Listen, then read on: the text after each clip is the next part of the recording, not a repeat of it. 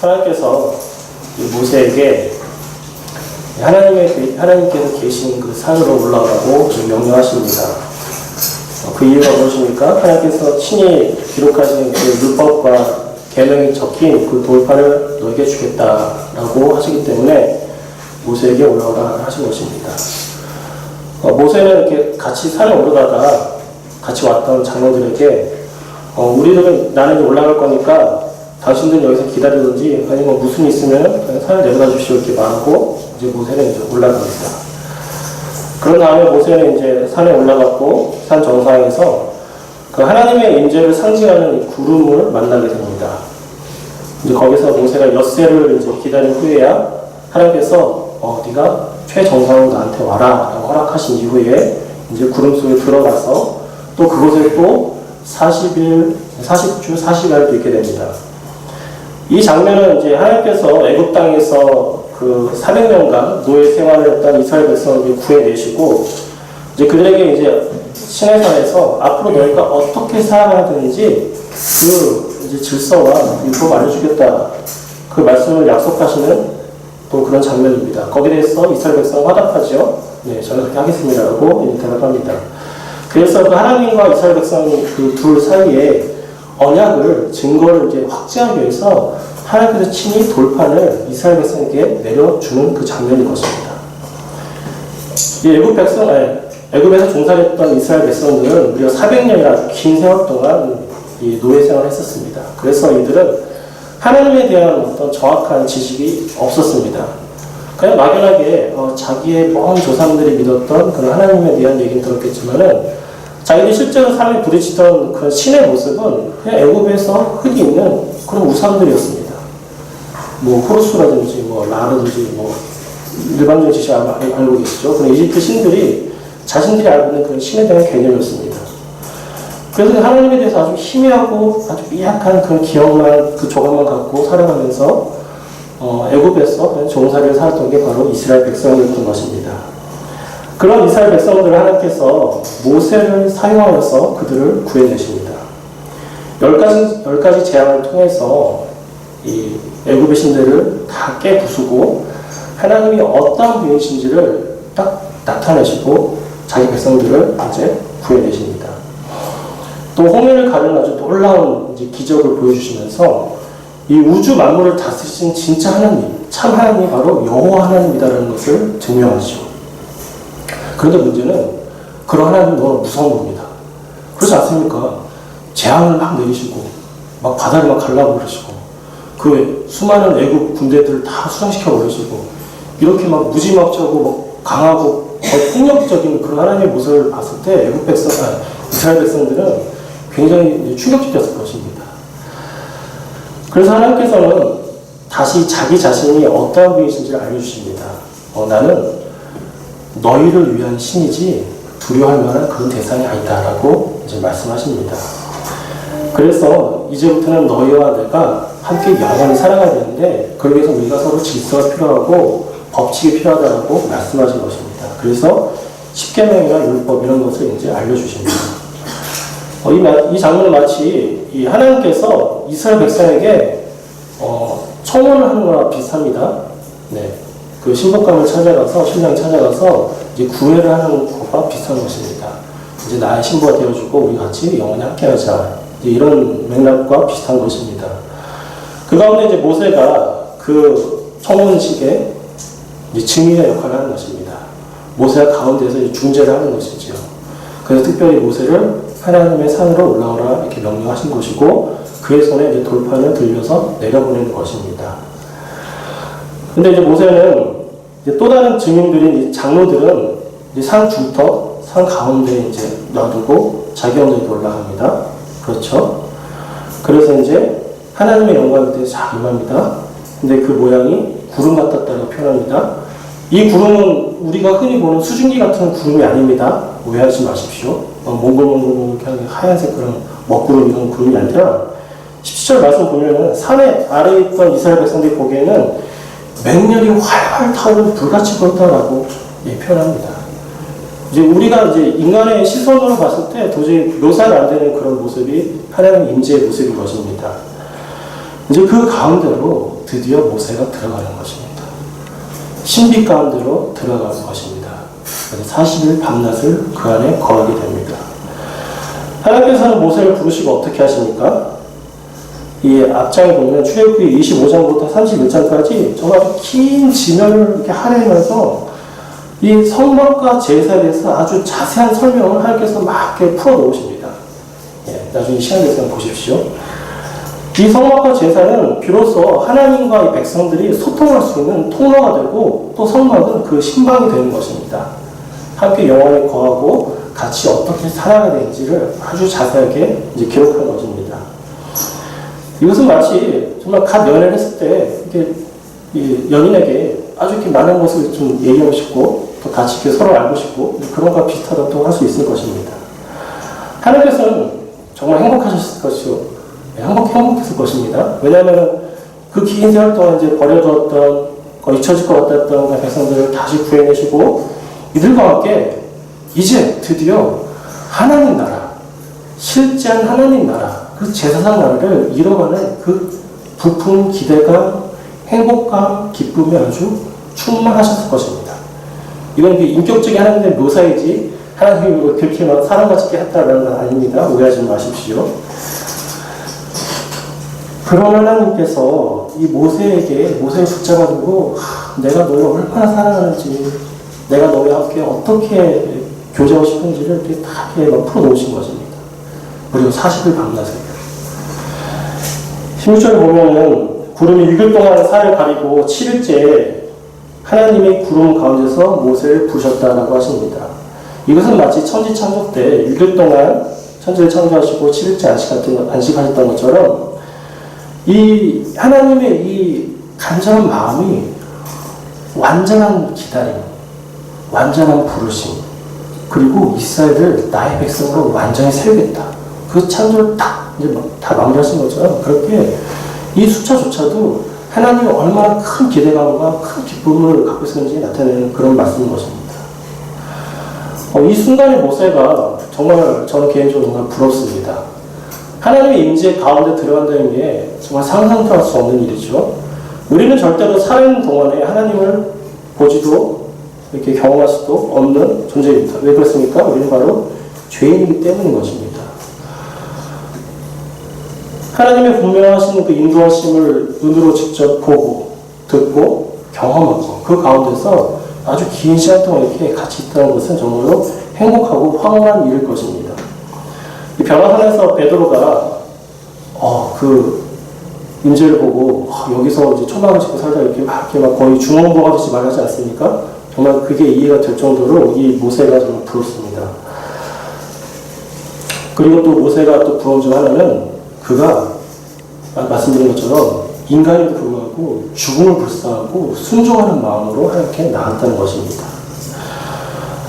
이 10절에 하나님을 장로들이 보았다라고 기록이 되어 있지만은 이것은 하나님 본 게 아니라 그 임재의 현현을 그냥 육안으로 살짝 맛본 것 뿐입니다. 실제 하나님 모습을 본 것이 아닙니다.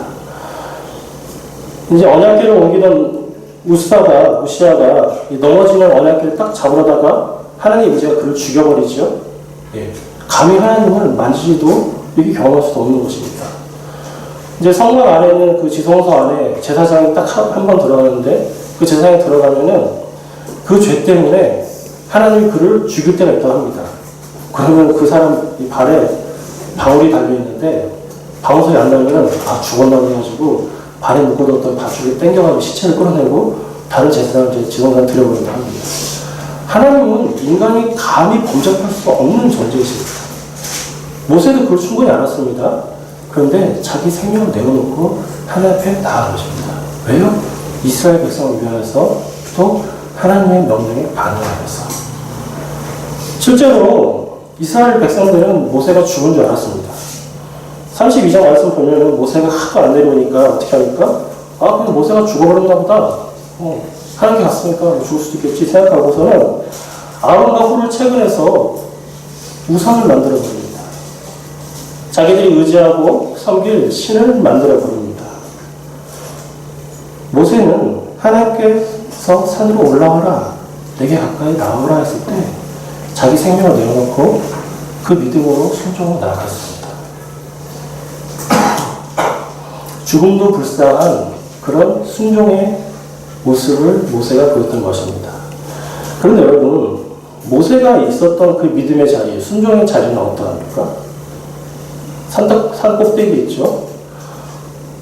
이 시내산이라는 곳이 지금 이집트 그 시나이 반도에 있다고 하는데, 거기 사진이나 무슨 인터넷자를 보시면은 거기 아무것도 없습니다. 프라펑이 안 나있고, 우물도 없고, 예, 아무것도 없습니다. 그냥 돌산입니다. 사랑하는 여러분, 하나님께서 40일 밤낮을 함께 계셨다는 것은 거기서 모세는 아무것도 먹지 않았고 그냥 거기 있었다는 것입니다. 하나님께서 모세를 같이 함께하기 위해서 모세를 위해서 만나를 주셨다. 메추리알 주셨다. 무슨 물을 내셨다. 이런 구절이 한 구절에 있습니까? 아니, 생략되어 있습니다. 그냥 모세는 쫄쫄쫄 불면서 거기서 하나님과 같이 있었습니다. 그럼 우리가 오해하는 것이 하나님께서 부르시는 곳은 젖과 꿀이 흐르는 땅이 아닐 수도 있는 것입니다. 젖과 꿀을 흐르게 하시는 것은 하나님의 은혜이지 항상 그 은혜를 허락하신 것도 아니십니다. 그냥 함께 하신다. 이것만 위해서 그를 그 자리에 넣게 하십니다. 하나님이 계신 곳이 항상 에덴 동산처럼 뭔가 풍요롭고 뭔가 나를 채우고 이런 곳이 아닙니다. 그것은 산 위 꼭대기처럼 계속 바람이 불고, 네, 밤낮 없이 그냥 바람이 계속 불고, 먹을 것 하나 없고, 짐승 한 마리 보이지 않고, 물 한 모금 먹을 수 없는 그런 곳일 수 있는 것입니다. 하나님 임재가 그 가운데 거의 있다 하더라도 그것이 뭔가 변했을까요? 아니요. 그대로 돌산이었을 것입니다.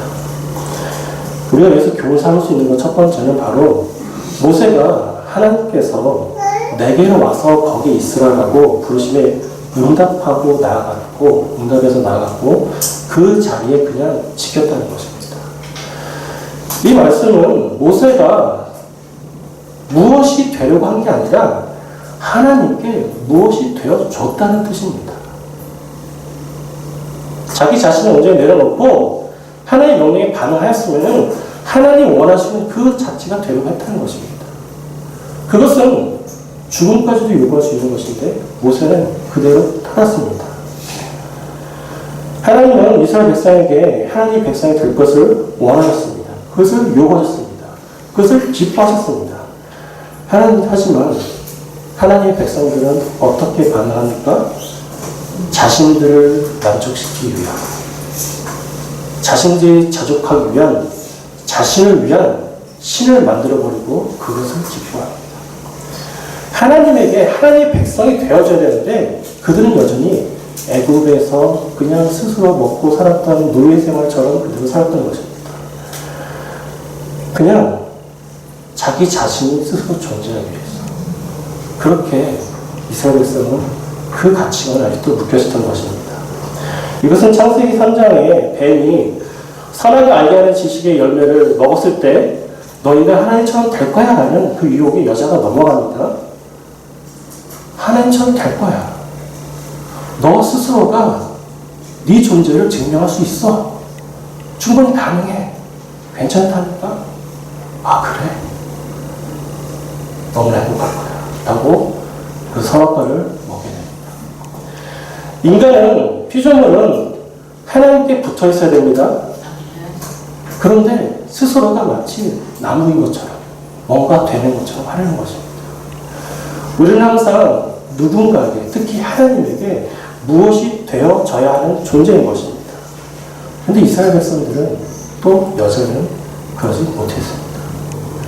그 실패를 회복한 것이 바로 모세의 순종인 것입니다.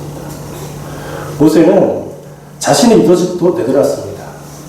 모세는 나중에 이제 하나님께서 분노하실 때, 이들 분노하실 때, 그를 또 한번 중지합니다. 하나님, 제가 그러지 마십시오. 이방 사람들이, 다른 나라 사람들이 이런 하나님 보고 뭐라 수긍하겠습니까? 하나님 어떻게 대하겠습니까? 절대 그러지 마십시오. 만류하고 하나님의 진노를 풀게 합니다. 그는 교주가 될 수 있었을 것이고요. 아브라함보다 더 칭송받는 어떤 인류의 그런 믿음의 조상이 될 수 있었을 것입니다. 하지만 그것을 다 내려놓고 오직 자기가 무엇이 되어야만 하는가, 무엇이 되어져야 하는가, 하나님께 무엇이 되어져야 하고 이스라엘 백성에게 무엇이 되어져야 하는가만 집중했던 사람입니다. 그 리더십이 그런 순종의 리더십인 것입니다. 지금까지 모세를 살펴봤는데요. 본문 가운데 살짝 외면됐던 한 사람이 더 있습니다. 여호수아입니다. 여호수아가 좀 빠져있어요. 모세는 장로들을 기다리라고 얘기하고 여호수아와 함께 산에 올라갔던 것입니다. 그리고 장로들이 이제 산에 오르다가 뭐 중간에 있다가 뭐 내려가 했을 거예요. 이제 여호수아 모세가 같이 산을 더 올라가고 산 중턱을 넘어섰을 때 어느 쯤에서 하나님께서 모세야 너나 올라가라고 말씀하셨습니다.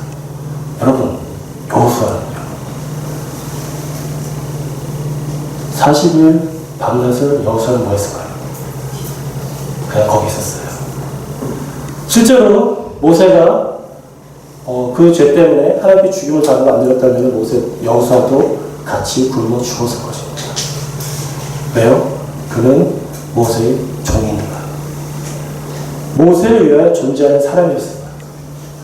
모세에게 그를 보호하고 그를 수발들고 그를 위하여 살아야 하는 존재로서 자기가 인식이 있었기 때문에 모세를 위해서 모든 것을 내놓은 사람이 바로 여호수아인 것입니다.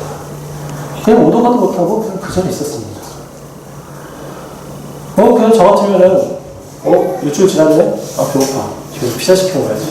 내려가고 교촌 시켜 먹어야지. 내려서 것입니다. 근데 여호수아는 그냥 그 자리에 가만히 있습니다. 40일 밤낮이요. 근데 여호수아가 어때요? 그 자리에 하나님 임재가 없는 곳이에요. 모세는 구름 안에 들어가기로 했지요. 음성도 없고요. 거기도 똑같이 산 중턱이니까, 산 꼭대기 괜찮으니까 먹을 것도 없고요. 물도 없고요. 그냥 생으로 쫄쫄쫄 굶었을 것입니다.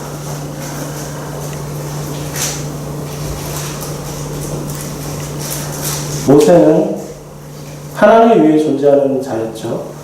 그래서 자신이 중재자로서 하나님과 이스라엘 백성 가운데 무엇이 되어져야 하는지를 알고 있습니다. 여호수아는요, 모세를 위한 사람이었습니다.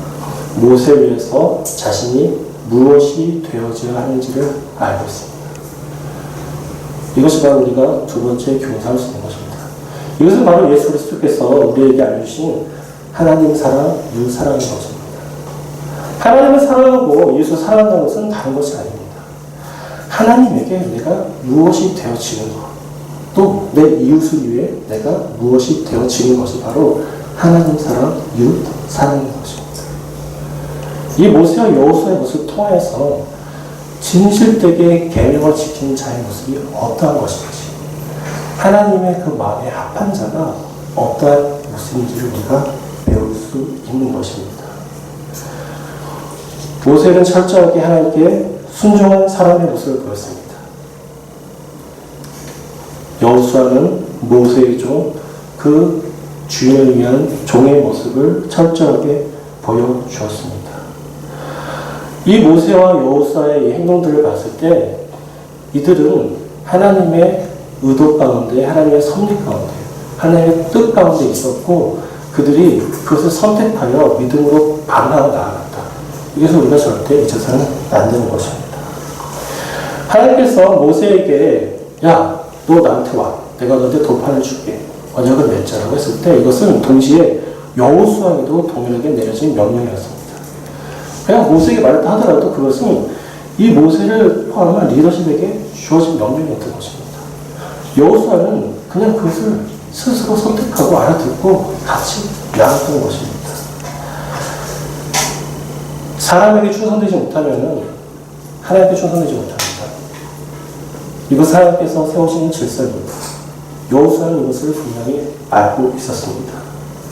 아말렉 전투에서 모세의 말대로 그대로 전투를 치렀던 것이 바로 여호수아입니다. 바로 올리면은 하나님께서 그를 사용하셔서 전투를 이기하시고 모세가 팔을 들이면은 전투에 졌죠. 이것이 하나님께 하신 게 아니라 그냥 여호수아는 모세의 일부분이나 마찬가지였던 거예요. 그에게 그냥 딱 달라붙어가지고 그가 무엇을 하는지 그냥 똑같이 움직였던 것입니다. 산 중턱에서 묵묵히 모세를 기다리는 여호수아, 또 모세의 장막을 곁을 따라지 않고 지키는 여호수아. 하나님은 모세와 여호수아를 계속해서 주목하시고 그들에게 동행하게 말씀하십니다. 내게로 와서 거기 있으라. 이 말씀을 묵상하면서 하나님께서 오늘 우리에게 요구하시는 순종의 모습이, 헌신의 모습이, 또 믿음의 모습이 무엇인지를 한번 생각해 봤습니다. 우리는 자꾸 우리 자신을 증명하려고 합니다. 우리 스스로가 무언가 되어야만 하고 되기 위해서 노력해야 되고, 그래서 소위 스펙이라는 걸 쌓기도 하죠. 많은 저희 합신교단 같은 경우는 굉장히 교회 수가 적습니다. 1000개가 안 돼요. 교회 수가 한 900개 좀 넘는다고 하는데, 그 가운데 교회 수 100명이 넘는 교회 몇 개인 줄 아세요? 교회 수 100명 넘는 게 100개 교회가 안 돼요. 남자를 몇 개는 아주 큰 교회 중에 하나입니다. 이게 다른 데서 큰 교회 오신 분 같은 경우에 이해가 안 되시는데, 저는 아주 겸손한 교단입니다. 네. 그런데 그래서 문제가 생겼어요. 이제 목사 안수를 받고 이제 목회자가 되면은, 저도 이제 목사를 준비하는 사람이죠. 사역할 곳이 없는 거예요. 담임 목사 청빙도 어렵고, 또 부교육자가 들어가기 좀 어려운 상황이 있습니다. 합신교단 내에서. 그러니까 타교단에서 사역을 많이 합니다. 저희 이제 출신 목사님 같은 경우. 그러다 보니까 자연스럽게 스펙을 쌓으려고 합니다. THM 해야 되고, 가능하면 목회 박사까지 하고, 아무튼 무슨 박사까지 해가지고 스펙을 쌓아야지. 그래도 그 이력서 한 줄 들어가야지. 야, 그래도 네가 청빙을 받고 어디서 사역할 때 당당하게 떨어지지 않고 되는 거 아니냐, 이렇게 얘기를 해요. 이거를 실제로 어떤 목사님이 저한테 권유도 하셨어요. 이렇게 해보라고. 왜 그렇게 하니까. 근데 제 관점에서는 약간 이상한 거예요. 아니, 내가 관심 있어서 공부하는 건 상관없는데, 아니, 목사가 그 정도까지 해야 돼? 라는 생각이 듭니다. 저는 스펙이 없어도 그냥 MDBS는 괜찮은 생각 하거든요. 당연히 공부 열심히 있긴 한데. 그래서 내가 교회를 위해서, 성도를 위해서, 하나님을 위해서 내가 무엇이 되어지는 게 중요한 거지, 내가 무엇이 돼서 나를 바라보고 내가 이렇게 뛰어난 사람이다를 증명하는 거는, 이건 목회자의 길이 아니라고 생각하거든요. 우리도 마찬가지입니다. 성도의 삶을 살면서 내가 세상을 섬기고 세상을 사랑하고 세상을 내가 섬겼을 때 그들이 하나님이 어떠하시고 맛보고 하나님의 기쁨을 누려야 되는데, 그게 아니라 우리끼리만, 우리 교회만, 우리 기독교만. 이것이 바로 교회의 타락이고 오늘날 성도의 타락인 것입니다. 하나님은 그런 순종, 그런 믿음을 원하지 않으십니다. 하나님 원하시는 것은 너희가 나를 위해서 무엇이 되어줄래? 너희 서로가 무엇이 되어줄래? 너희가 세상을 위하여서, 저 믿지 않는 자들 위하여서, 저 죄 많은 자들 위해서 무엇이 되어줄래? 라고 요구하는 것입니다. 그것이 바로 내게로 와서 거기 있으라. 이 명령에 순종하는 신실한 그리스도인의 모습인 것입니다. 사랑하는 여러분, 제 아내가, 이거 아내자랑도 될 수 있는데, 오해하지 마시고, 저희가 이제 거처를 옮겨야 되는 어떤 고민에 빠진 적이 있습니다. 근데 그게 가만히 생각해보니까, 이게 너무 인생이 뒤바뀌는 그런 전환점이 될 것 같은 거예요. 그래서 고민을 하고 있는데, 이렇게 할까? 저렇게 할까? 얘기를 하니까, 아내가 딱 한마디 하더라고요. 선택하라. 결정하라고. 자기는 거기에 맞추겠다고. 근데 이 말씀이 무슨 말인지 모르시죠? 제 아내 지금 의사예요. 그러니까 이 사람은 한국에 있고 또 어느 지역에 있으면은 병원을 개원할 수도 있고 자기 이제 영역을 바운드를 이제 구축할 수 있는 사람이에요. 그 자기 경력도 쌓아야 되는데 그것을 다 포기한단 말이에요. 그리고 내가 어디 가든지 남편 되는 당신이 어디 가든지 나는 거기에 맞추겠습니다라고 말하는데 되게 감동이 들어요. 이 여자가 이런 사람 그래서 말을 듣는 왜 이렇게 생각하냐고 하니까 자기를 그러기 위해서 창조했다는 거예요. 여자는 그 남자의 서브가 아니라 헬퍼라는 거예요. 그러니까 보조로서 이렇게 쫓아다니는 게 아니라 남자를 그러니까 하나님 앞에 완전한 리더로, 완전한 이렇게 사람을 세우기 위해서 자기는 조력자로 지어진 존재이기 때문에 자기는 그 사명을 충분히 감당하고 싶다는데 너무 예뻐 보이는 거예요. 딱 그 생각만. 근데 그게 제가 오늘 말씀을 갖고 온 이 모세의 마음, 여호수아의 마음, 또 우리가 품어야 할 마음이 아닌가 싶습니다. 우리는 계속해서 우리 자신을 증명하고자, 입증하고자 하는 어떤 오류와 실수에 빠질 수 있습니다. 충분히 그럴 수 있습니다. 우리 연약한 죄된 본성 때문입니다. 저도 마찬가지겠죠. 하지만 그것이 빠르게 회복이 되어야 됩니다. 하나님께서 이미 완성된 이 계명 주셨죠. 성경 주셨죠. 이 말씀 통해서 우리가 살펴볼 것은 하나님이 원하시는 게 무엇인가라는 것입니다. 그가 원하는, 그가 간절히 바라는, 그 기뻐하는 그 순종의 모습이 무엇인가인 것입니다.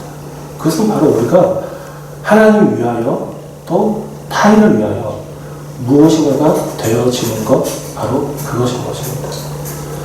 사랑하는 여러분, 우리가 교회를 섬기고 또 가정에서 배우자와 또 자녀를 섬길 때 분리하는 게 아니죠. 섬길 때 이러한 순종의 마음을 가지시길 진실로 권면합니다. 이것을 통해서 하나님께서 주신 명령을 우리가 충실히 지키는 것입니다. 이것은 단순히 헌신과 어떤 내가 깎이는 이런 것이 아니라 기쁨이 되는 것입니다. 아버지께서 자신의 아들을 내어주셨습니다. 왜요? 무엇이 되어주기 위해서, 구세주가 되어주기 위해서 자신의 아들을 완전히 죽이시고 다시 살렸습니다. 이런 그분의 사랑을 생각해 보십시오. 우리는 하나님께 기쁨으로 나아갈 수밖에 없는 존재들인 것입니다. 그래서 우리도 당연히 그 받은 기쁨을 하나님께, 하나님, 제가 하나님을 위하여 이 공동체 가운데 또 내 자신이 어떠한 자가 되겠습니까? 어떠한 부분이 되었습니다라고 헌신하며 기쁨으로 나아갈 수 있는 것입니다. 이 믿음의 걸음을 여러분 멈추지 마시길 진심으로 소망합니다. 하나님께서 우리에게 내게로 와서 거기 있으라라고 끊임없이 말씀하십니다. 그 순종의 말씀을 당연히 지혜롭게 분별해야 하는 것입니다. 그 가운데 기쁨이 없거나 행복감이 없다는 것도 굉장히 불행할 것입니다. 그냥 나는 로봇처럼 무슨 장기파인 장기 말처럼 움직이는 것이 아니라 하나님이 주신 그 축복과 행복을 충분히 누리면서 나아가길 그 지혜를 갖길 소망합니다. 이제는 더 이상 우리가 모세나 여호수아처럼 이렇게 막 그 황량한 산 꼭대에 올라갈 필요는 없습니다. 이미 그 산성 대신에 예수 그리스도께서 우리 안에 거하시고 또 우리가 그 안에 거하기 때문입니다. 사랑하는 여러분, 이 축복을 누리시길 바랍니다. 그분을 우리 안에 영접하시고 또 우리가 그분과 함께 영원히 살아갈 때 우리가 하나님께서 말씀하신 내게로 와서 거기 있으라, 이 순종의 명령에 반응하는 복된 성도의 삶을 살 수 있을 거라 생각합니다. 오늘 말씀을 기억하며 자 잠시 기도하겠습니다.